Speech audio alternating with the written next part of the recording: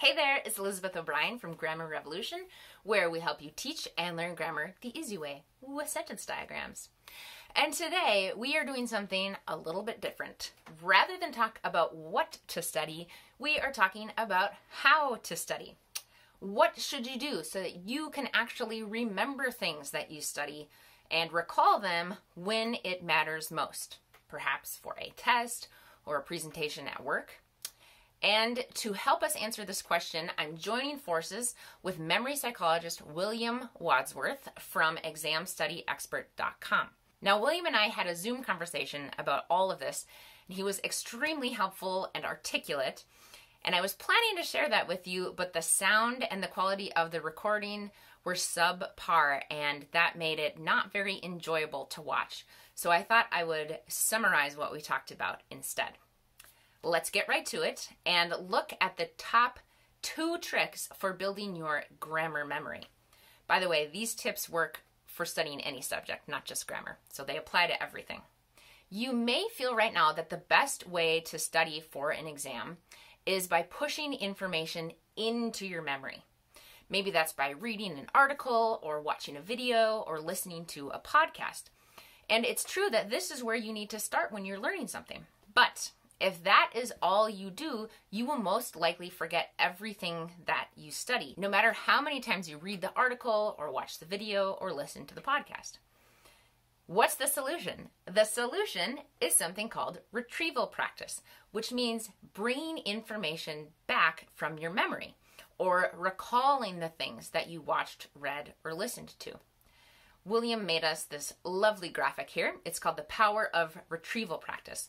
So if we think of building our memory like building a pathway in our mind, then pushing information in is kind of like slowly etching a trail by foot, slow and tedious. But using retrieval practice, actively trying to recall what you learned, is more like using a steamroller to build a highway. It's much more effective. So how can you put retrieval practice into practice? Well, you can do this by testing yourself on the material. For example, let's say that you are about to watch this video on helping verbs. Just after you finish it, you could close your eyes and try to remember the helping verbs. You can try to sing the song that I teach you in the video or write down all of the helping verbs that you remember. Once you do that, you will have used retrieval practice and you will have strengthened the pathway of that information in your mind. Another thing that you can do is take quizzes or tests or complete exercises. So, for example, let's say that you are learning about sentence diagramming and you just read instructions for how to diagram adjectives. At that point, rather than continuing and reading about how to diagram something else, you should pause and diagram a few sentences with adjectives. Completing the diagramming exercises forces you to recall the information that you just pushed in, and it strengthens that pathway of learning. All right, once you feel like you have mastered retrieval practice, you can take things to the next level, if you'd like, by doing something called interleaving. Interleaving simply means mixing it up.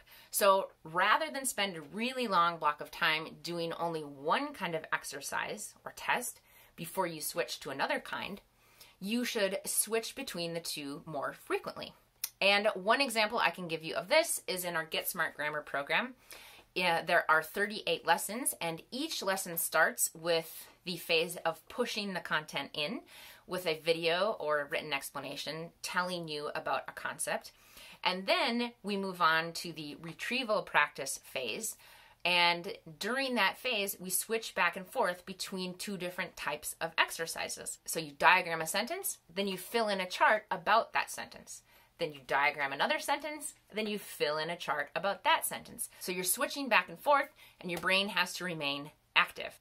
So the main points that we talked about here were using retrieval practice, which means actively recalling what you learned, and interleaving, which means switching back and forth between the ways that you recall the information. I hope that these tips were helpful for you. And again, I want to thank William Wadsworth from examstudyexpert.com who works with, by the way, not just students, but also people of all ages to help them learn faster, ace their exams, and excel in their careers. And he is the one who shared all of this information with us today. You can learn more about him, and you can get his Science of Studying cheat sheet at examstudyexpert.com. Thanks again, William, and thank you for watching. I'll see you later.